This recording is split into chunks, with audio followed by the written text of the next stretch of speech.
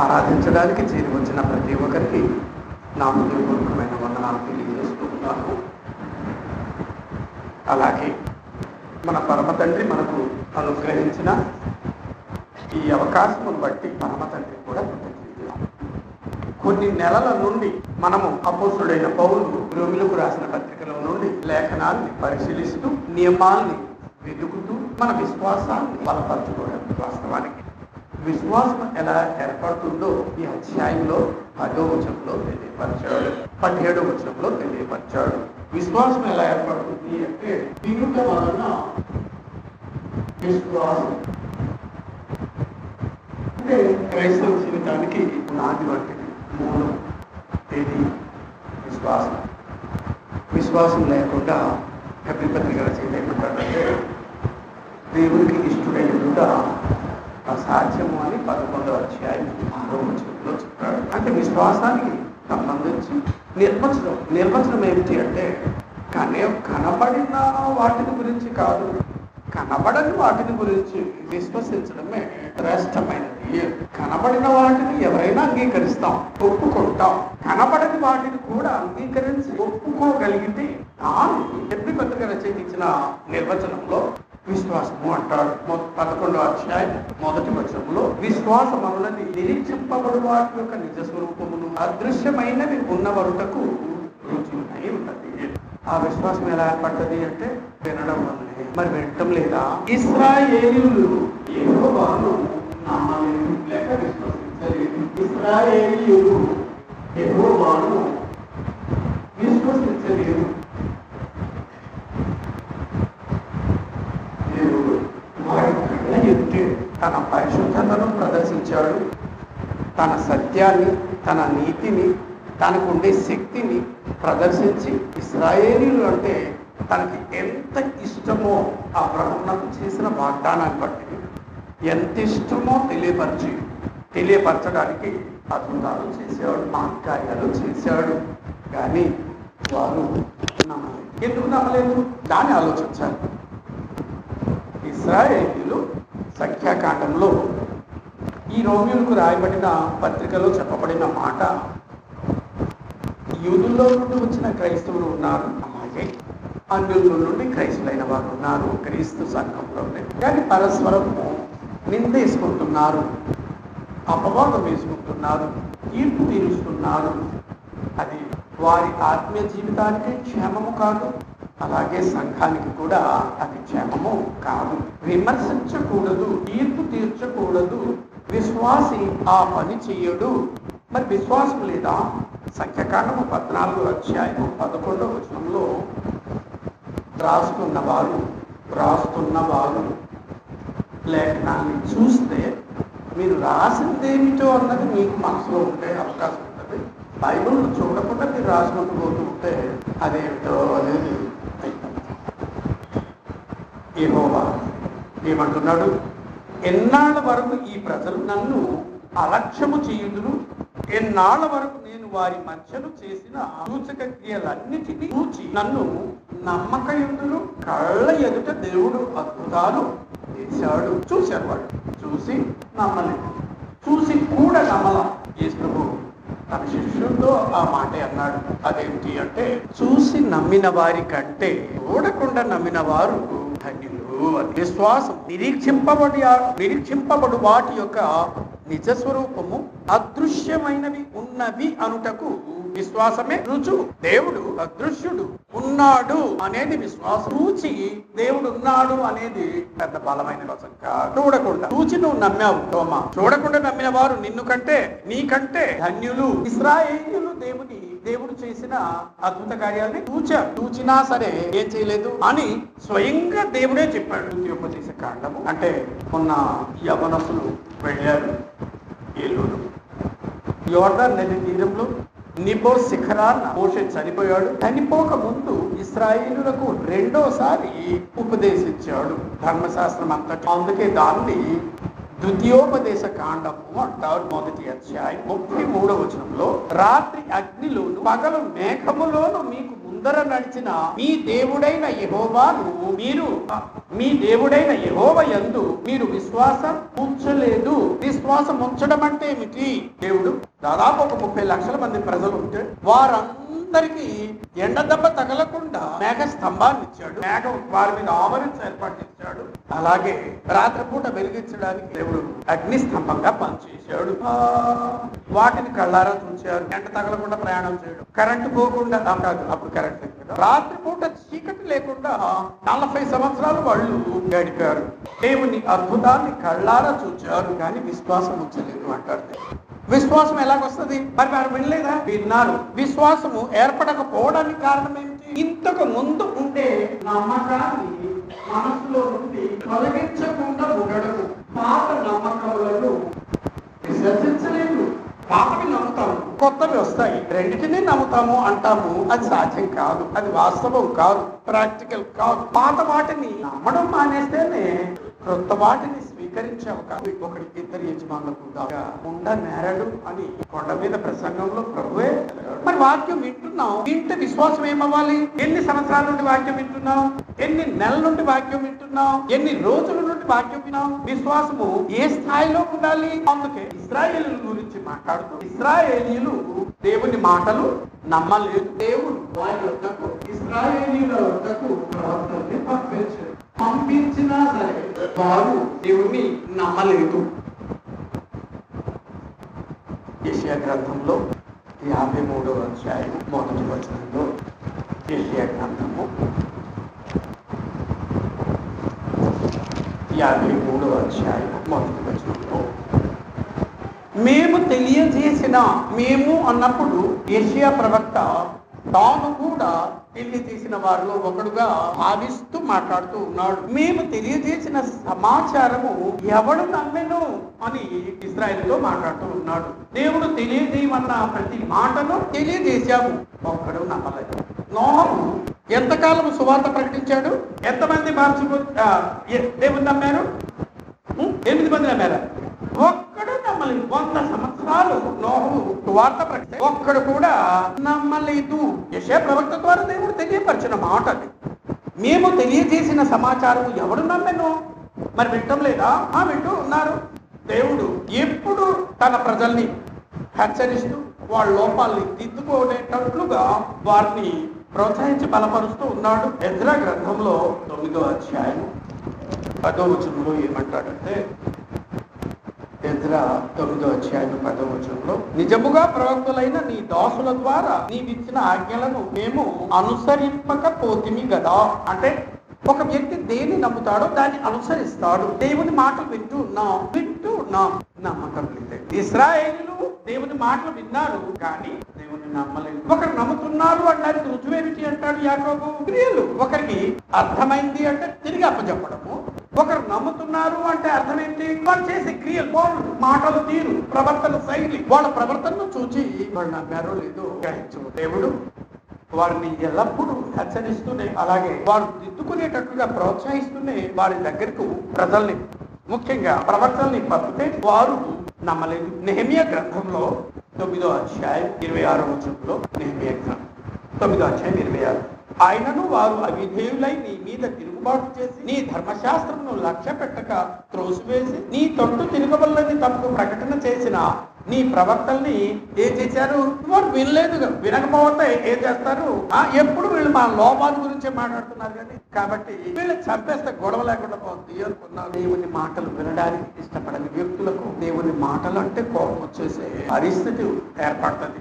మరి వింటున్నాము కదా అంటే, ఈ ప్రజలు వింటూ మాటకు విందురు కానీ వారు గ్రహింపనే. ఎందుకు గ్రహింపరు? దేవుని వాక్యం వింటూ ధ్యానించాలి, అర్థం చేసుకోవాలి అనే ఆలోచన వారికి ఉండదు కనుక వారి హృదయం క్రొవ్వినది అనే పదాన్ని యేసు ప్రభు వాడారు. వాక్యం విని గ్రహించడానికి ప్రయత్నం చేయని ప్రతి ఒక్కరి హృదయం ఏమైపోయింది అంటాడు? హృదయం కనబడదు కదా, మనసు కనబడదు కదా. కొవ్విన వాళ్ళు మాత్రమే, ఎవరు హృదయమో మనసు క్రొవ్వి ఉంటే వాళ్ళు మాటలు వింటారు కానీ గ్రహించడానికి ఎన్నడూ ప్రయత్నం చెయ్యరు అంటాడు. ప్రవక్త అంటాడు, యేసు ప్రభు దాన్ని రిపీట్ చేస్తాడు.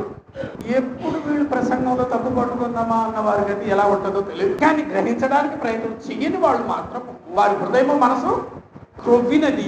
30వ వచనంలో నీవు అనేక సంవత్సరములు వారిని ఓర్చి నీ ప్రవక్తల ద్వారా నీ ఆత్మ చేత వారి మీద సాక్ష్యము పలికాని వారు వినకపోయేది. ఇశ్రాయేలీయులు దేవుని మాటలు వినలేదు. అంటే వింటున్నాం కదా అనుకుంటే అది పొరపాటు. నువ్వు వింటున్నావు లేదు అన్నది ఎలా తెలుస్తుంది? తిరిగి అప్పచెప్పితే. అది క్లాస్ రూమ్ సిచ్యువేషన్ అంటారు. టీచర్ పాఠం చెప్పిన తర్వాత పిల్లలకు పాఠం అర్థమైందో లేదో అని ప్రశ్న వేస్తే పిల్లలు ఇచ్చిన జవాబును బట్టి వారికి అర్థమైన రీతిలో చెప్పాడా లేదా అనేది, లేకపోతే వారికి అర్థమైందో లేదో అన్నది ఉపాధ్యాయునికి తెలుస్తుంది. ఇదేమో విశ్వాసానికి సంబంధించింది. విన్నారు అనడానికి రుజువేమిటి? అంతకు ముందు ఉండే ప్రవర్తన, ఇప్పుడు ప్రవర్తన.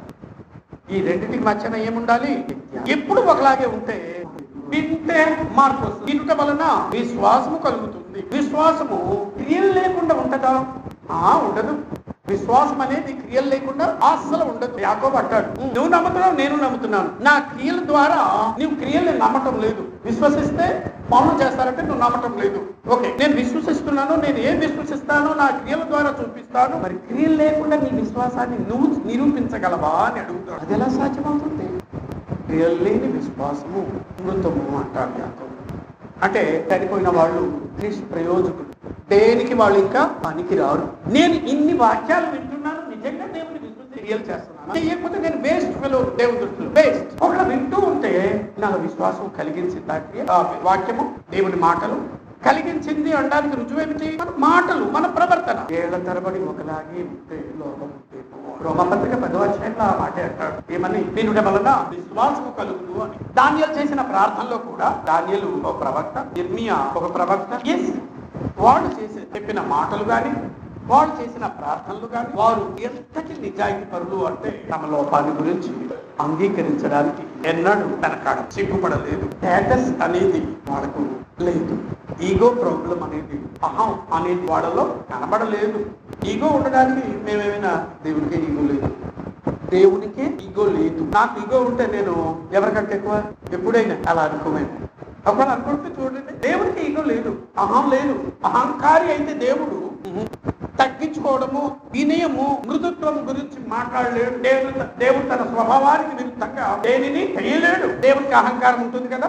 ఒకవేళ అహంకారం ఉంటే నేను దేవుని కంటే పైమెట్టు ఏమైనా దేవుడు నేర్చుకోవాలంటే దేవుడే నా దగ్గర నేర్చుకోవాలి, కానీ నేను దేవుడి దగ్గర నేర్చుకోలేదు. దానియేలు 9వ అధ్యాయంలో 5వ వచనంలో, మేమైతే నీ దాసులకు ప్రవక్తలు నీ నామమును బట్టి మా రాజులకును, మా అధిపతులకును, మా పితరులకును, యూదయ దేశ జనులందరికీ చెప్పిన మాటలను ఆలకింపక నీ ఆజ్ఞలను, నీ విధులను అనుసరించుట మాని పాపులమును, దుష్టులమును, చెడుతనమును ప్రవర్తించుచు తిరుగుబాటు చేసిన వారము. 8వ వచనంలో, ప్రభువా నీకు విరోధముగా పాపము చేసినందున, చేసిన ప్రతి పాపము అనుకోవటం లేదు. నిన్న ఒక ఊరు వెళ్ళావు, అక్కడ వాక్యం చెప్తూ ఉంటే మనకు ఏ పని చేసినా, ఏ మాట్లాడినా మనుషులతో మాట్లాడుతున్నాం, మనుషులకు సంబంధించిన పనులు తీసుకుంటున్నాం అంటాం. ఒకళ్ళ తిట్టినా, అభినందించినా, మెచ్చుకున్నా, కోపడినా, అబద్ధం చెప్పినా మనుషులతోనే అనుకుంటాము. కొద్దిగా కష్టమైనది, వ్యతిరేకమైనది, నొప్పించేది, హాని చేసేది అనుకుంటే తెలిసిపోయింది అంటే క్షమించండి అంటాం. దేవునికి వ్యతిరేకంగా ఈ వ్యవహారం అంతా చేశాము అంటే ఆ వ్యక్తి తను తాను క్షమించుకోలేడు, చిక్కు పడకుండా ఉండలేడు, ఏడవకుండా ఉండలేడు, తను తాను అసహించుకుంటాడు. దైవ చిత్తానుసారమైన దుఃఖము రక్షణార్థమైన మారు మనసులోకి దారితీస్తుంది. నేను మనుషులతో కాదు, దేవునితో మాట్లాడుతున్నాను అంటే ఆయన నియమాన్ని అనుసరించి ఇతరులతో వ్యవహరిస్తూ ఉన్నాను. దావీదు అంటాడు, దేవుడు ఎంత గొప్ప పని చేశాడు, నేను పాపము చేయకుండా, ఎవరికి వ్యతిరేకంగా? ఆయనకి వ్యతిరేకంగా పాపము చేయకుండా నిన్ను పంపించాడు. నీ మాట విని నేను ఆగిపోయాను అంటే ఈ పనులు దేవుడు నీ చేత చేయించాడు. ఎందుకు చేయించాడు? నేను ఆయనకి వ్యతిరేకంగా పాపము చేయకుండా. విశ్వాసం పెరిగిన కొలది ఆ స్థాయికి వెళ్ళగలదు. రైట్. ప్రభువా నీకు విరోధముగా పాపం చేసినందున 8వ వచనంలో, మాకును, మా రాజులకును, మా అధిపతులకును, మా పితరులకును ముఖము చిన్నబోనట్లుగా ఏది తగ్గి ఉన్నది? నేను ఎప్పుడైనా సిగ్గుపడ్డానా? సిగ్గుపడితే ఒప్పుకుంటాను నేను చేసిన పాపాన్ని. ఏదో పొరపాటు అయిపోయింది, బలహీనత అప్పుడు అలాగే అనుకున్నది, అయిపోయింది, లేదు అంటే నేను సిగ్గుపడటం లేదు, సమర్థించుకుంటున్నాను. ఎవరు చేసినా పర్వాలేదు, నేను చేస్తేనే పర్వాలేదు, ఎవరైనా నా పట్ల అలా అంగీకరించే పర్లేదు సుమా. మేము మా దేవుడైన యెహోవాకు విరోధముగా తిరుగుబాటు చేసిన పాపం ప్రతి ఒక్కటి ఎవరికి వ్యతిరేకము? ఆ భావన. దేవుడు తన ప్రవక్తల ద్వారా చెబుతూ ఉంటే వింటూ ఉన్నారు కానీ దాన్ని స్వీకరించలేదు, దాన్ని అర్థం చేసుకోవడానికి ప్రయత్నం చేయలేదు. కనుక వారిలో పాతవి పోలేదు, పాతవే ఉన్నాయి కనుక కొత్త వాటిని వారు స్వీకరించలేదు. వారు విశ్వాసము ఏర్పడ్డారు. ఇశ్రాయేలు వాక్యం వినలేదా? ప్రవక్తల మాటలు విన్నారు కానీ మీరు వినుట మటుకు విందురు గాని గ్రహింపని. ఎందుకని? కఠినమైన మాట. వారి హృదయము యేసు ప్రభు కూడా దాన్ని తిరిగి రిపీట్ చేశాడు. వారి మనోనేత్రములు గుడ్డితనము కలుగజేయబడింది అని యెషయా ప్రవక్త ద్వారా మాట్లాడుతుంది. 6వ అధ్యాయము 9-10 వచనాల్లో, యెషయా గ్రంథము 6వ అధ్యాయము 9-10 వచనాల్లో దేవుడు ఏమంటాడంటే, ఆయన నువ్వు పోయి యెషయా నువ్వు వెళ్ళి ఈ జనులతో ఇట్లను మీరు నిత్యము వినుచుందురు గాని గ్రహింపకుందురు, నిత్యము చూచుచుందురు గాని తెలుసుకొనకుందురు. వారు కన్నులతో చూచి చెవులతో విని హృదయముతో గ్రహించి మనసు మార్చుకుని స్వస్థత పొందకపోవునట్లు నా జనుల హృదయము ఏం చేసింది? క్రొవ్వ చేసి వారి చెవులు మందపరిచి వారి కనులు మోయించుమని ఒకరితో తెలియపరుస్తూ ఉన్నాడు. వాళ్ళు వినరు, అర్థం చేసుకోవడానికి ప్రయత్నం చేయరు కాబట్టి నువ్వు ఆ పని చేయి. వాళ్ళు ఇంకా ఎక్కువ చేసి దుర్మార్గం చెప్పినా ఎప్పుడు ఇంకా మారు మనసు పొందరు కనుక అలాంటి వారిని దుర్మార్గపు పనులు చేసేటట్టుగానే దేవుడు విడిచిపెట్టేస్తాడు. ఈ ప్రజలు ఇంత మట్టుకు విందురు గాని గ్రహింపరు. మత్తయి రాసిన సువార్తలో 13వ అధ్యాయం 13-15 వచనాల్లో, మత్తయి రాసిన సువార్త 13వ అధ్యాయము 13-15 వచనాల్లో, ఇందు నిమిత్తము నేను ఉపమాన రీతిగా వారికి బోధించుచున్నాను. ఎందు నిమిత్తము? ఈ ప్రజలు కన్నులారా చూచి ప్రభు చెప్పిన మాటలు ఈ ప్రజలు కనులార చూచి చెవులార విని హృదయముతో గ్రహి మనసు త్రిప్పుకుని నా వలన స్వస్థత పొందకుంటున్నట్లు వారి హృదయము క్రొవ్వినది, వారి చెవులు వినుటకు మందం. వినడానికి మందం అంటే వాక్యం వినడానికి అస్సలు రాదు, ఇష్టపడరు అని. వారు తమ కన్నులు మూసుకొని ఉన్నారు. ఏ కళ్ళు? భౌతికమైన నేత్రాలైతే పడిపోతారు. ఏ కళ్ళు కావాలని మూసుకున్నారు? గ్రహించే జ్ఞాన కన్నులు, విశ్వాస నేత్రాలు, మనోనేత్రములు. కనుక మీరు వినుట మట్టుకు విందురు గాని గ్రహింపరు, చూచుట మట్టుకు చూతురు గాని ఎంత మాత్రము తెలుసుకొనరు అని యెషయా చెప్పిన ప్రవచనము వీరి విషయమై నెరవేరుతుంది. మీరు వింటారు కానీ గ్రహించడానికి ప్రయత్నం చేయరు, చూస్తారు స్వీకరించలేదు. ఎందుకు? మీ హృదయము క్రొవ్వింది అని ఎవరు చెప్పారు? యెషయా ప్రవక్త చెప్పాడు. దేవుడు యెషయా ప్రవక్త ద్వారా తెలియపరిచాడు. అది వాస్తవం. గ్రహించడానికి ప్రయత్నం చేయకపోతే విశ్వాసం ఎలాగా ఏర్పడుతుంది? సువార్త లోకమంతా ప్రకటించబడింది.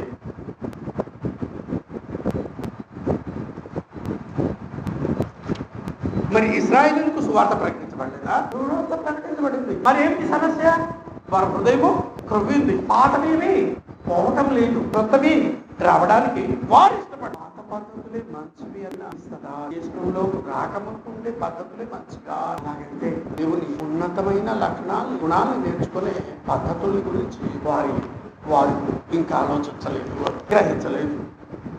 పాత పద్ధతి మంచిది అనుకుంటే కొత్త పద్ధతిలో ఉండే గొప్పతనాన్ని, దాని ఔన్నత్యాన్ని నేను అర్థం చేస్తున్నాను. వృత్తి వారిని దగ్గరికి వెళ్ళి లేక అతన్ని తీసుకెళ్ళి గులాబీ పూలన్నీ పూస్తుంటే రకరకాల గులాబీ పూలు ఎంత అందంగా ఉన్నాయంటే గుడ్డి వారికి ఏం తెలుస్తుంది? ఏమి తెలియదు. నేను గుడ్డివాడు చూడలేడు కనుక నేను పాతవాటినే నమ్ముతూ ఇంకా బ్రతుకుతూ ఉంటే దేవుడు చెప్పిన గుణాల యొక్క గొప్పతనం నాకేం తెలుస్తుంది? నాకేం అర్థమవుతుంది? ప్రతీకారమే, పగ, ద్వేషమే, అహంకారమే నాకు చాలా చాలా ఎక్కువ ఉంటే ఇంకా ఆ పద్ధతుల్లో అనుసరించి జీవించడానికి ప్రయత్నం చేస్తుంటే ప్రేమ, క్షమాపణ, వినయము, దీర్ఘశాంతము, ఓర్పు, యథార్థత అనేది వాటికి ఉండే గొప్పతనం నాకే ఎలాగ అర్థమవుతుంది? కొలసీలకు పౌలు రాసిన పత్రిక 1వ అధ్యాయము 6వ వచనంలో, కొలసీలకు పౌలు రాసిన పత్రిక 1వ అధ్యాయము 6వ వచనంలో, ఈ సువార్త సర్వలోకంలో ఫలించుచు వ్యాపించుచున్నట్టుగా మీరు దేవుని కృపను గూర్చి విని సత్యముగా గ్రహించిన నాటి నుండి మీలో సైతము ఫలించుచు వ్యాపించుచున్నది. ఫలించడము, వ్యాపించడం అనేది 2 మాటలు వాడాడు. అదేంటంటే ఫలించడం అంటే వాళ్ళు మార్పు, పాత పద్ధతులు పోయాయి, కొత్త పద్ధతులు నేర్చుకున్నారు. వ్యాపిస్తున్నాం అంటే ఇతరులకు తెలియపరిచి ఇతరుల్లో కూడా ఏమొచ్చేటట్టుగా ఆ మార్పుగా. ఇక్కడ చెప్పిన మాట, ఈ సువార్త సర్వలోకములో ఫలిస్తుంది అంటే లోకమంతటా ప్రకటించబడుతుంది. దేవుడు ఇశ్రాయేలుతో ఏమంటాడంటే, మీరు నా మాట విని విశ్వసించకపోతే అన్యుల వలన రోషము పుట్టిస్తాను అన్నాడు. అంటే మా దేవుడేగా, మేమేగా దేవుని బిడ్డలము, అబ్రాహాము మా పితరుడేగా, మా తాగారేగా, అబ్రాహాము చేసిన వాగ్దానాన్ని బట్టి మమ్మల్ని కదా నమ్ముతారు అని అన్యుల్ని దీవిస్తాను, మిమ్మల్ని నగలోకి వెళ్ళే ఏర్పాటు చేస్తాను, అన్యుల్ని ప్రశాంతంగా హాయిగా అన్ని రకాలుగా అభివృద్ధి చెందేటట్టుగా దీవిస్తాను అన్నాడు. దీనికి దేవుడు మా దేవుడు కదా, వారిని దీవించడం ఏమిటి అనేది మీరు ఆలోచించాలి. ఎందుకు వారిని దీవిస్తున్నానంటే, మీరు తిరస్కరిస్తున్నారు, మీరు అంగీకరించడం లేదు. చెప్పిన వెంటనే వాళ్ళు ఏమిటి అన్యులు అంగీకరిస్తారంటే, అవును నీనెవే పట్టణంలో ఉండే వారందరూ అన్యుల యూదుల. అన్యుడు ఏ ప్రవక్త లేడు. యోనా వెళ్ళి ప్రకటిస్తే వాళ్ళందరూ ఏం చేశారు? 6 months పొందడమే కాదు, ఉపవాస ప్రార్థనలు ఉన్నారు, బట్టలు మామూలు బట్టలు తీసి గోని పట్ట కట్టుకున్నారు, తల మీద బూడిద వేసుకున్నారు, పశువులకు కూడా నీళ్లు ఆహారమేమి పెట్టలేదు. దుష్ట క్రియల్ని ఎవరు మానేశారు? దేవుని బిడ్డలా అన్యుల? అన్యులు వాళ్ళు. మరి ఇశ్రాయేలీయులు మా దేవుడేగా, మేము క్రీస్తు సంఘం వాళ్ళమేగా, క్రీస్తు సంఘం వాళ్ళే కదా రక్షణ. ఎవరికి రక్షణ? నమ్మి బాధలు పొందిన వాడు క్రీస్తు సంఘ సభ్యుడు, అన్యులకు లేదు. అలాంటి నమ్మకం ఒకవేళ మనకు ఉంటే, మనలో ఉంటే, ఆనాడు ఇశ్రాయేలుకు పడినట్టయితే మనకు కూడా వాళ్ళు నినెవే పట్టణస్థులు అన్యులు. యోనా వెళ్ళి 3 రోజులు సువార్త ప్రకటిస్తే ఇశ్రాయేలుకు 100 సంవత్సరాల నుండి సువార్త ప్రకటిస్తే, ప్రవక్తలు చెప్తూ ఉంటే ప్రవక్తలందరినీ హింసించారు, అవమానించారు, బాధ పెట్టారు, చంపేశారు. వాడు ధైర్యం ఏంటి అంటే, అందుకే 32వ అధ్యాయము ద్వీపదేశ కాండము అంటే ఇశ్రాయేలుని దేవుడు కనాను దేశంలోకి తీసుకురాకముందే, ఇంకా అడుగు పెట్టలేదు వాళ్ళు. మోషే కనాను దేశంలో దేవుడు మోషేను అడుగు పెట్టనివ్వలేదు. ఎందుకు అంటే, దేవుడు పరిశుద్ధుడు అన్నది ఎవరు విశ్వసించలేదు? మోషే విశ్వసించలేదు. భూమి మీద ఉండే వాళ్ళందరిలో సాత్వికుడు, స్నేహితుడు, గొప్ప ప్రవక్త, దేవుని కొరకు రాజరికమునే మానేసుకున్న వ్యక్తి ఒక్క తప్పు చేశాడు. దేవుడు నీతిమంతుడు, అందరితో సమానంగానే వ్యవహరిస్తాడు. నువ్వు ఎంతటి భక్తుడు అయితే ఏమిటి? కనాను దేశంలో మోషేను అడుగు పెట్టలేదు. కాబట్టి 2సారి ఉపదేశిస్తూ 32వ అధ్యాయం 21వ వచనంలో అన్యుల గురించి, వారు దైవము కాని దాని వలన నాకు రోషము పుట్టించింది. అన్యులు దేన్ని పూజిస్తారు? విగ్రహాలని. వాళ్ళు నాకు రోషం పుట్టించి తమ వ్యర్థ ప్రవర్తనల వలన నాకు ఆక్రమం పుట్టించింది. కాబట్టి జనము కాని వారి వలన వారికి రోషము పుట్టించి ఇశ్రాయేలుతో మాట్లాడుతూ అన్నాడు, ఎవరైతే అన్యజనుల్లో వారిని దీవి ఇశ్రాయేలులో రోషాన్ని కలిగించాలి. మా దేవుడు అన్యుల్ని దీవించడా? ఏదో దీవించాడు, వాడు మాట విన్నారు కనుక. మరి నన్ను దీవించడం లేదు, నేను మాట విన్ను కనుక. మా ఇంటికి ఎందుకు రాలేదు? నేను ఆహ్వానించను కనుక. పక్కింటి వాళ్ళ ఇంటికి ఎందుకు మా చుట్టాలు వాళ్ళు ఆహ్వానించారు కనుక, గౌరవించారు కనుక. అన్యుల్ని దేవుడు ఇశ్రాయేలులకు రోషము కలిగించి, మా దేవుని మేమే పూజిస్తాం, మేమే ఆహ్వానిస్తాం, మేము పద్ధతులు మార్చుకుంటాము అని ఇశ్రాయేలు ధైర్యం ఏమిటి? ఇశ్రాయేలు సమస్య నాలుగు. సమస్య ఏమిటి? అబ్రహాము మా పితరుడు, మేము ఎవరు సంతానము? అబ్రహాము సంతానం. ఉన్నది దేవుడు ఎవరికి ఇచ్చాడు? ఇశ్రాయేలుని అభివృద్ధించాడు. ఇశ్రాయేలుకి ధర్మశాస్త్రం ఎవరికి అనుగ్రహించాడు? ఇశ్రాయేలీయులకు. వాగ్దానాలు ఎవరికి చేశాడు? అబ్రహాము సంతానానికి చేశాడు. అబ్రహాము సంతానమైనంత మాత్రాన, అంటే ఇశ్రాయేలులకు పితరుడని వాడు అతిశయించినంత మాత్రాన దేవుడు వారిని చూచి చూడకుండా విడిచిపెట్టాడు. అబ్రహాముకు ఉన్నటువంటి విశ్వాసం ఎవరికైతే ఉంటుందో వారు మాత్రమే అబ్రహాము సంతానం. శరీర సంబంధికులు అబ్రహాము సంతానం కాదు అని లూకా రాసిన సువార్త 3వ అధ్యాయం 8వ వచనంలో కానీ, మత్తయి రాసిన 10వ అధ్యాయం 8వ వచనంలో కానీ, మత్తయి రాసిన సువార్త 3వ అధ్యాయం 8వ వచనంలో కానీ, అబ్రహాము తమ మూల పురుషుడు అని అతిశయించే ఇశ్రాయేలుతో దేవుడు తాను కోరుకుంటే రాళ్లలో నుండి అబ్రహాముకు సంతానాన్ని కలుగజేయగలడు అని లూకా రాసిన సువార్త 3వ అధ్యాయం 8వ వచనంలో, మారు మనుషులకు తగిన ఫలమును ఫలించు. అబ్రహాము మాకు తండ్రి అని మీరు అనుకున్న మొదలు పెట్టవద్దు. మరి దేవుడు ఈ రాళ్ల వలన అబ్రహాముకు పిల్లలను పుట్టింపగలడు. మరి సున్నతి ఎవరికి? విశ్వాసం ఉంటేనే సున్నతిగా లెక్కించబడుతుంది. ఇశ్రాయేలీయులు మేము సున్నతి కలిగిన వారు. అబ్రహాముకు ఆదికాండం 17వ అధ్యాయంలో 10 నుంచి 12వ వచనంలో అబ్రహాముకు సున్నతి చేసి వాగ్దానం నిబంధనలు చేసుకున్న దేవుడు, మేము అబ్రహాము సంతానం సున్నతి చేయించుకున్న వారు కాబట్టి అన్యులు సున్నతి లేని వారు కనుక వారికి రక్షణ లేదు అని కాదు. సున్నతికి ఎప్పుడు విలువ ఉంటుంది? దేవుని నియమాన్ని అనుసరించి జీవించినప్పుడు నీ సున్నతిగా లెక్కించబడుతుంది. ధర్మశాస్త్రం ఎవరి వల్ల వచ్చింది? ఎవరి ద్వారా దేవుడు ఇచ్చాడు అంటే మోషే ద్వారా దేవుడు ధర్మశాస్త్రాన్ని అనుగ్రహించాడు. యోహాను రాసిన సువార్త మొదటి అధ్యాయం 17వ వచనంలో ధర్మశాస్త్రం మోషే వలన అనుగ్రహించబడింది. అలాగే మార్కు రాసిన సువార్తలో 10వ అధ్యాయంలో 17 నుంచి 21 వచనం చదివినా సరే ఏముంటుంది అంటే, ధర్మశాస్త్రాన్ని ఒక యవ్వనస్తుడు చిన్నప్పటి నుంచి పాటించాడు. కానీ వాస్తవానికి అపొస్తలుల కార్యములు 7వ అధ్యాయం 53వ వచనంలో చెప్పబడిన మాటను జాగ్రత్తగా కనిపిస్తే, మీరు ధర్మశాస్త్రాన్ని పొందారు కానీ అన్న మాట తెమను మాట్లాడుతూ ఉన్నాడు. దేవదూతల ద్వారా నియమింపబడిన ధర్మశాస్త్రమును మీరు పొందితిరి కానీ దాన్ని కైకొనలేదు. మా దగ్గర మంచి మందు ఉంది, ఎలాంటి వ్యాధినైనా నేను చేస్తుంది అంటున్నాను. మా ఇంట్లో చాలా మంది జబ్బులు పడుతుంది. ఆ మందు మంచిదే, అన్ని రకాల వ్యాధుల్ని పోగొడుతుంది. కానీ మా ఇంట్లో ఎక్కువ మంది జబ్బులు పడుతూనే ఉన్నారు అంటే మేము ఏం చేయటం లేదని ఆ మందులు అలాగే ధర్మశాస్త్రాన్ని అనుసరించలేదు. మనం క్రీస్తు సంఘ సభ్యులమే, క్రీస్తులాగా జీవించడానికి కృషి చేయటం లేదేమో, ఏమో నా తెలియదు.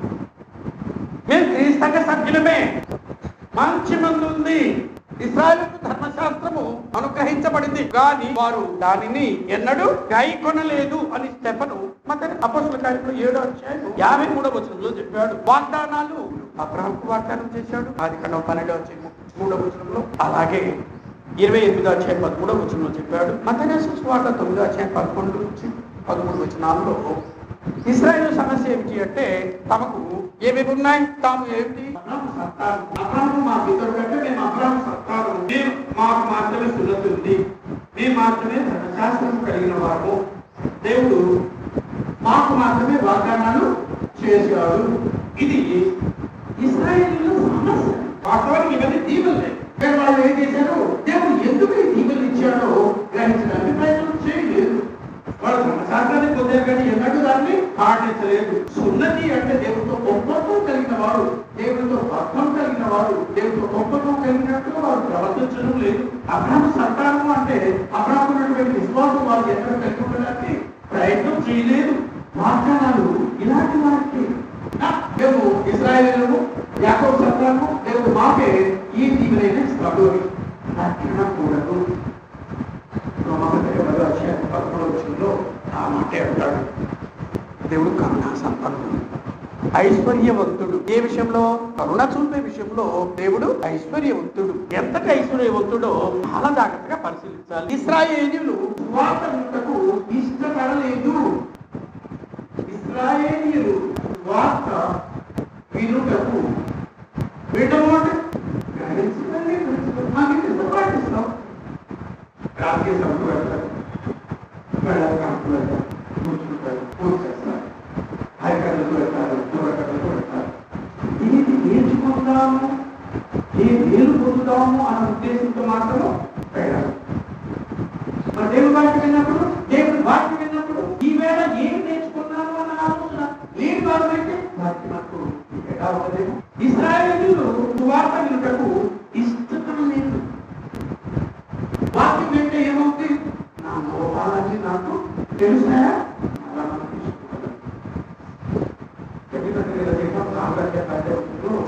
వాటిని ఏం చేస్తుంది, హృదయం కళాపులు, ఊపలు, మూంగులు ప్రతి చోటికి ఏది దూరిపోతుంది అంటే ఏంటి, ఈ లోపాలని వాటిని ఏం చేస్తుంది, ఎత్తి చూపుతుంది. 10 మందిలో మనల్ని ఎవరైనా నువ్వు మనసు కదా మరి అందరి ముందు నిలిచి అడిగితే గొప్ప గౌరవం అనుకుంటాం కదా, అనుకుంటారా?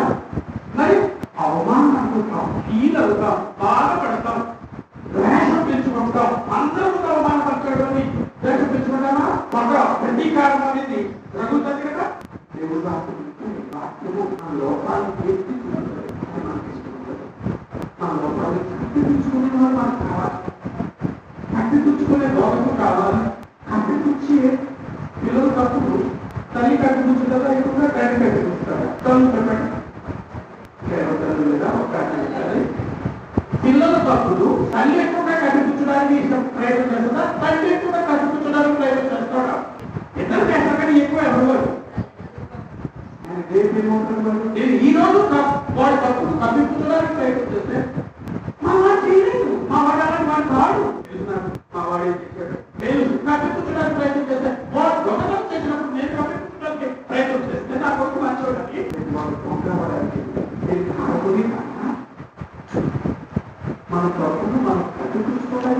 తీసుకొస్తే మన నాశనానికి మనమే కావాలి. మనమే, ఇంకెవరో కాదు. వాక్యం వినడానికి వచ్చిన మనం అందరము హృదయాన్ని చెవిని ఏం చేయాలి? ఇచ్చామా? ఇస్తున్నామా? వచ్చినప్పటి నుంచి వెళ్ళే వరకు తిరుగుతూనే ఉంటాడు కదా.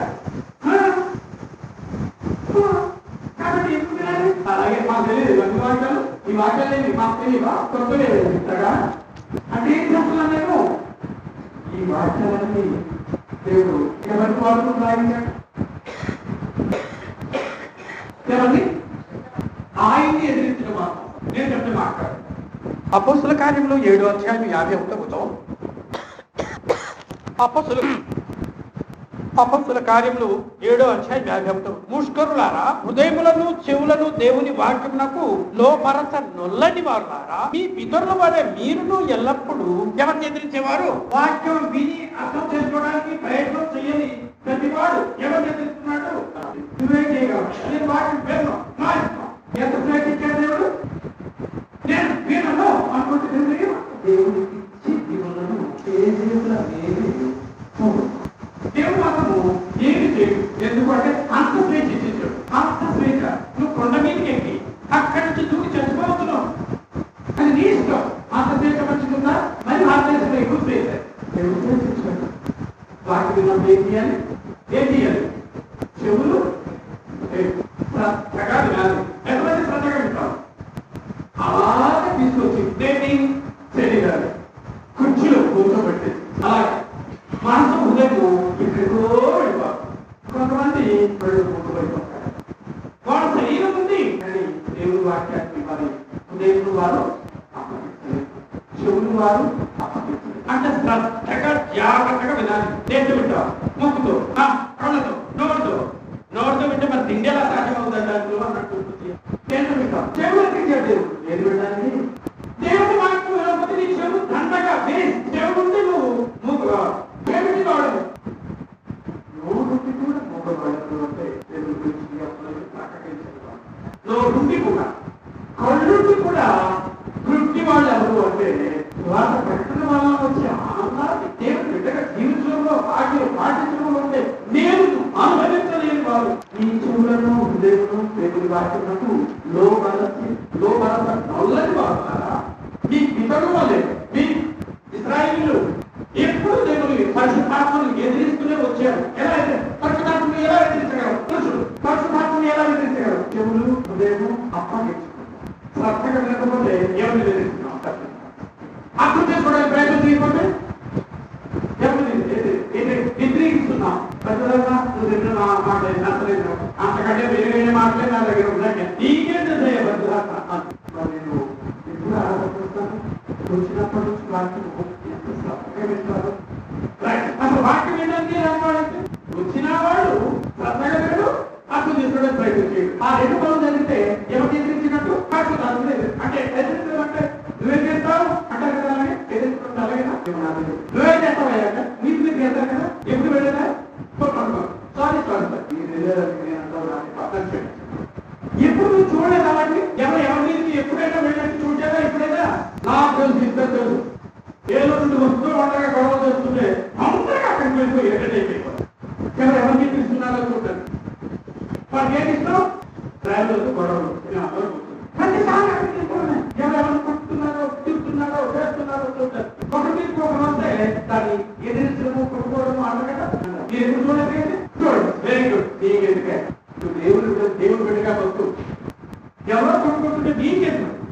నీ దగ్గర నుంచి సహాయపోతే భాషకు విశ్రాంతి పోతే వారికి జ్ఞానంటే వాళ్ళకి మాట కావాలంటే ఎప్పుడు పరిశుభాన్ని ఎదిరించేవాడంటే ఏంటి అర్థం లేదు. మీరు మీదకి వెళ్ళేవాడు ఎవరి మీదకి? పరిశుభాత్మ మీదకి. వాక్యానికి లోవర్త నల్లకపోతే ఎవరి మీదకి ఎక్కుతున్నావు? పుట్టేద్దామనే ఎవరిని చేంజ్ చేసుకుందామని వాక్యం వినడానికి రానివాడు అలా ఎప్పుడు కొట్టేశాడు. ఎవరిని? ఎవరు పడ్డాడు? పరిశుధాత్మ. లేవడు చూస్తూ 10 సంవత్సరాలైనా నేను వాక్యం వినను, పడే ఉంటాడు. అలాంటి వాళ్ళ దేవుడు ఈ ప్రజలు విని ఎందుకు వారి అయ్యో ఇది నాకు లేదా విధానంతో నాకు లేదా ఇటువంటి ప్రేమ వ్యక్తి లేదా నాకు ఆలోచించాలి. వాళ్ళు ఉండే సమస్య అది. ఇశ్రాయేలు యెహోవాను విశ్వసించలేదు. ఎందుకు విశ్వసించలేదు? దేవుని మాటలు వినడానికి వారు ఇష్టపడలేదు. నేను విన్నాను, నాకు అర్థమైంది.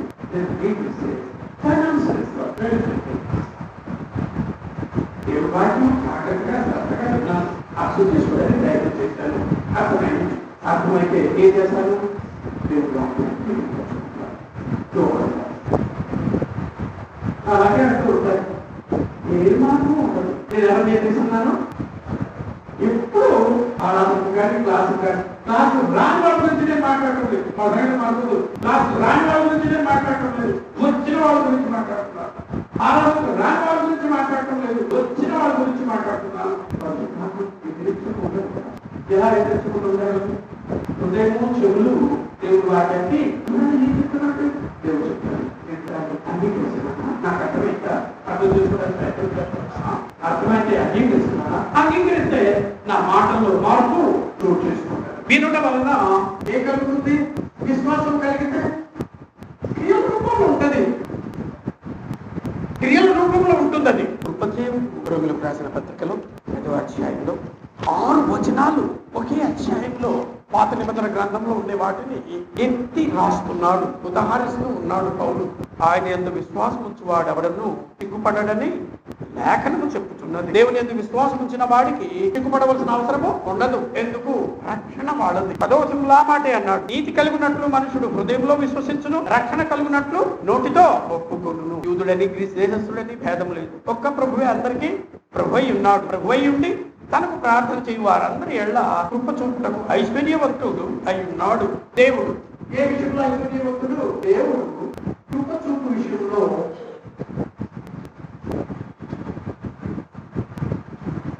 ఐశ్వర్యవంతుడు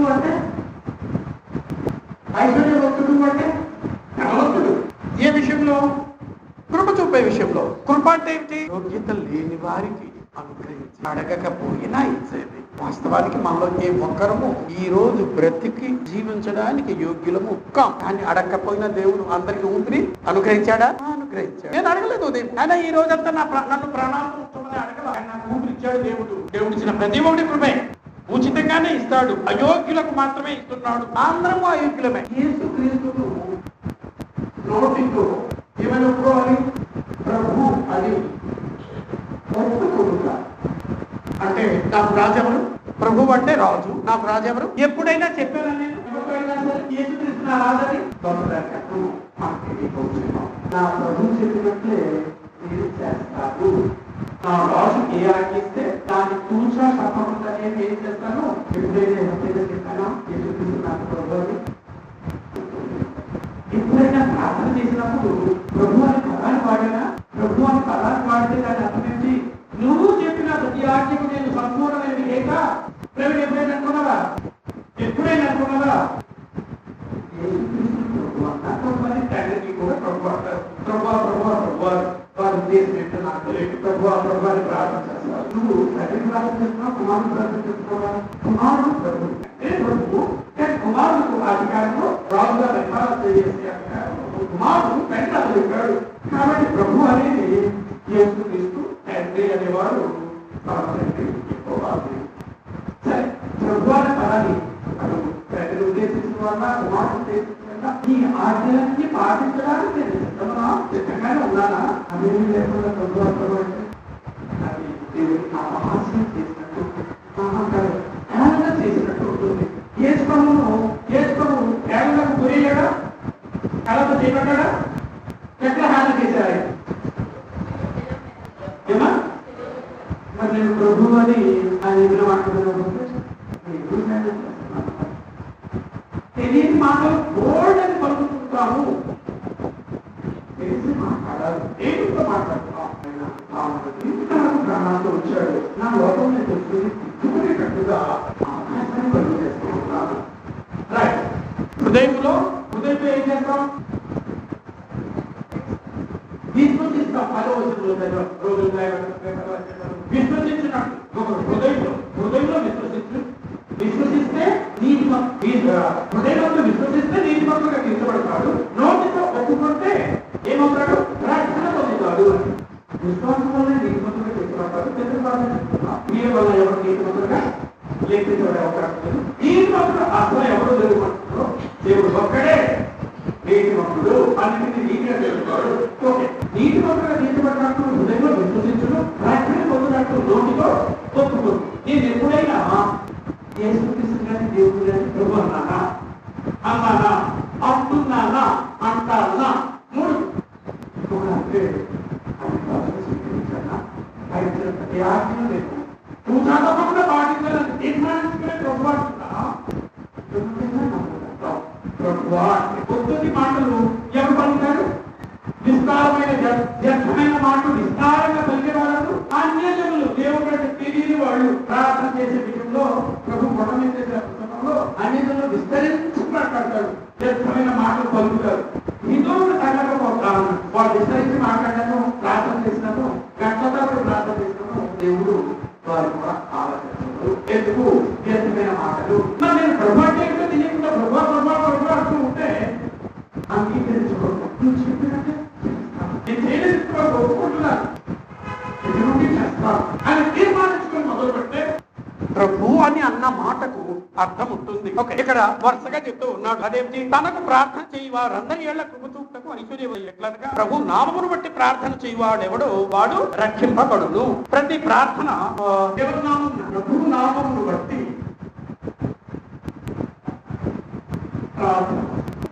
ప్రార్థన. ఇంకా మాట్లాడుతూ ఉన్నాడు. ప్రభు నామమును బట్టి ప్రార్థన చేయవాడెవడో రక్షింపబడును అంటే యోవేలు గ్రంథంలో 2వ అధ్యాయం 32వ వచనంలో 33వ వచనంలో చెప్తూ ఉన్నాడు. యెహోవా సెలవించినట్టు 33వ వచనం లేదు. యెహోవా సెలవించినట్లు సీయోను కొండ మీదను యెరూషలేములోను తప్పించుకున్న వారందరూ రోమా సైనికుల దండయాత్ర సమయంలో శేషించిన వారిలో యెహోవా పిలుచువారు కనబడదు. ఆ దినమున యెహోవా నామమును బట్టి ఆయనకు ప్రార్థన చేయ వారందరూ ఏం చేయబడతారని అంటే శత్రువులు చుట్టుముట్టారు యెరూషలేము పట్టణాన్ని, యూదుల్ని నాశనం చేయడానికి. బయట ఎవరైనా ఉన్నారు, తప్పించుకొని పారిపోవాలి. ప్రార్థన బయట ఉండేవాడు, నీ మీదకి ఖడ్గము రాకుండా దేవుడు కాపాడుతాడు. ఆయన నామమును బట్టి ప్రార్థన చేయవాడెవడో వాడు రక్షింపబడును అని. అపోస్తుల కార్యములు 2వ అధ్యాయం 21వ వచనంలో అప్పుడు ప్రభు నామమును బట్టి ప్రార్థన చేయ వారందరూ ఏం చేయబడతారు? రక్షణ పొందుతుడు అన్నాడు. వినని వారు విశ్వసింపని వానికి ఎట్లు ప్రార్థన చేయులకు పౌలు రాసిన పత్రిక 10వ అధ్యాయం 14వ వచనంలో నంబర్ 1 ప్రార్థన చేయాలి, నంబర్ 2 ప్రార్థనతో పాటు ప్రార్థన చేయాలి, విశ్వాసం ఉండాలి. విశ్వసింపని వానికి ఎట్లు ప్రార్థన చేయుదురు కానీ విశ్వాసం ఎలా వస్తుంది? మరి ఇశ్రాయేలీయులు ఎప్పుడు వినలేదే. ప్రవక్తలు వచ్చి చెప్తూ ఉంటే ఎప్పుడు వెళ్ళిపోతారా, ఎప్పుడు నువ్వు చేస్తారా, ఇంకొక 5 సంవత్సరాల వరకు ఏ ప్రవక్త రాకూడదు. తరచుగా వచ్చాడంటే విసుక్కోవడము, తిప్పుకోవడము, కన్నడము ఎందుకు?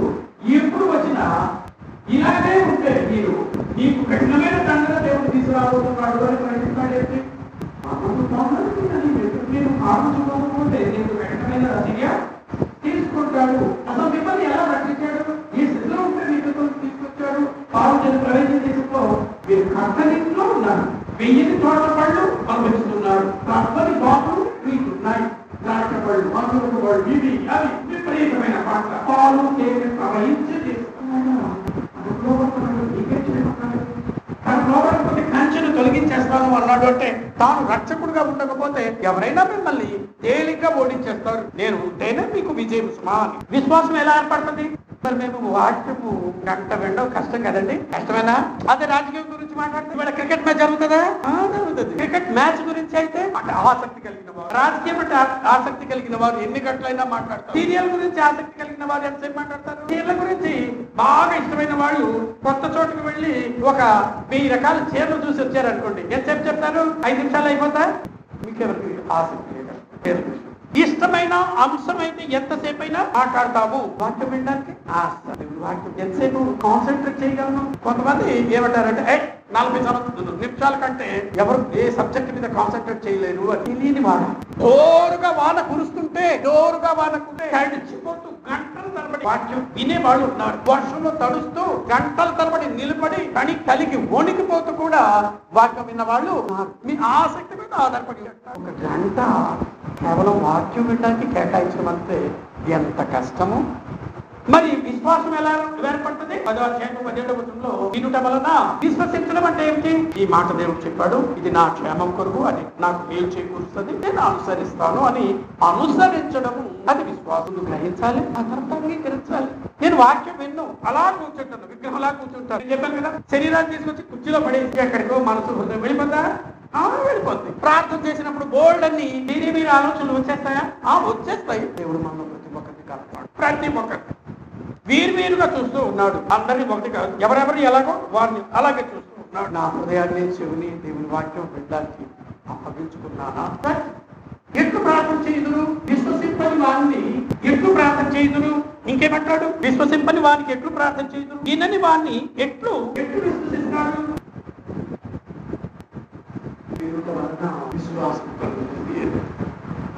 ప్రకటించువారు పంపబడని ఎళ్ళ ఎట్లు ప్రకటించుదురు? ప్రకటించువారు అంటే వారెవరు? సువార్తికులు. ఆ సువార్తులు పంపబడకపోతే ఎవరు సువార్త ప్రకటిస్తారు? ప్రకటించకపోతే నేనెవరు? వినకపోతే విశ్వాసం ఎలా పడ్డది? విశ్వాసం అంటే ఎవరికి ప్రార్థన చేస్తారు? ప్రభు అన్న మాట ఇలా పలకగలరు. ప్రభు అంటే 10వ వచనంలో చెప్పినట్లుగా రక్షణ కలుగునట్లు నోటితో ఒప్పుకుంటారు. ఆయన తనకు ప్రార్థన చేయి వారందరి ఎళ్ళ కృప చూపుటకు, ఒక్క ప్రభువే అందరికీ ప్రభు అయి ఉంది, తనకు ప్రార్థన చేయి వారందరికీ అందరి ఎళ్ళ కృప చూపుటకు ఐశ్వర్యవంతుడై ఉన్నాడు. ప్రకటించు వారు పంపబడిన ఎళ్ళ ఎట్లు ప్రకటించుదురు? ప్రకటించిన వారు దేని గురించి ప్రకటిస్తారు? ఏది ఉత్తమమైనది? ఏది హాని చేస్తుందో దాన్ని మానేమంటారు, ఏది మేలు చేకూరుస్తుందో దాన్ని అనుసరించమంటారు. దాన్ని ఏమంటాడంటే వాటిని ఉత్తమమైన వాటిని ప్రకటిస్తారు. కాబట్టి వారి పాదములు ఎంతో సుందరమైనవి. యెషయా ప్రవక్త ద్వారా సువార్త ప్రకటించు వారి పాదములు ఎంతో సుందరమైనవి అని యెషయా గ్రంథంలో 52వ అధ్యాయం 7వ వచనంలో 52:7లో సువార్త ప్రకటించే వారి గురించి మాట్లాడుతుంది. సువార్త ప్రకటించచ్చు, సమాధానము చాటించుచు. సువార్త ప్రకటించడం అంటే అర్థం ఏంటి? చాలా మంది వస్తారు, పెద్దగా వెళ్తారు, కబుర్లు చెప్పుకుంటారు, పిల్లలతో ఆడుకుంటారు, దేవుని పరిశుద్ధాత్మను ఎదిరించిన వారు. హృదయము చెవి దేవుని వాక్యానికి ఇవ్వబోతే పరిశుద్ధాత్మను ఏం చేసిన వారు? ఎదిరించిన వారు. దయచేసి ఎవరు ఎదిరించొద్దని మనం. సువార్త ప్రకటించేవారు సమాధానం. నువ్వు దేవునితో సమాధాన పడు, దేవుడే నిన్ను దీవించాలి, ఇంకెవరు నిన్ను దీవించాలి? సువార్త ప్రకటించుచు, సమాధానము చాటించుచు, సువార్తమానము ప్రకటించు, రక్షణ సమాచారము ప్రకటించు వారి పాదములు నీ దేవుడు ఏలుచున్నాడని సీయోనుతో చెప్పుచున్న వాని పాదములు పర్వతముల మీద ఎంతో. యెషయా ప్రవక్త ద్వారా చెప్పాడు, దేవుడు ఏలుతున్నాడు. నువ్వు ప్రభు అంటే అర్థమేంటి? దేవుడు. ప్రభు అంటే రాజు. ఆ రాజు చెప్పిన దేవుని రాజుగా స్వీకరించావా అని ఇశ్రాయేలుతో అంటూ, అలాగే యేసుక్రీస్తును రాజుగా స్వీకరించావా? యేసుక్రీస్తును రాజుగా స్వీకరించడము అని మాట ఎందుకు చెప్తున్నాను అంటే, కొరింథీయులకు పౌలు రాసిన మొదటి పత్రికలో 8వ అధ్యాయంలో 6వ వచనము, ఆకాశం అందైనను భూమి మీదనైనను దేవతలు అనబడినవి ఉన్నను మనకు ఒక్కడే దేవుడు ఉన్నాడు. ఆయన తండ్రి, ఆయన నుండి సమస్తమును కలిగిన, ఆయన నిమిత్తం మనం ఉన్నాము, మరియు మనకు ప్రభు ఒక్కడే. ఆయన ఎవరు? ప్రభువా అంటే ఎవరిని పిలుస్తున్నావు?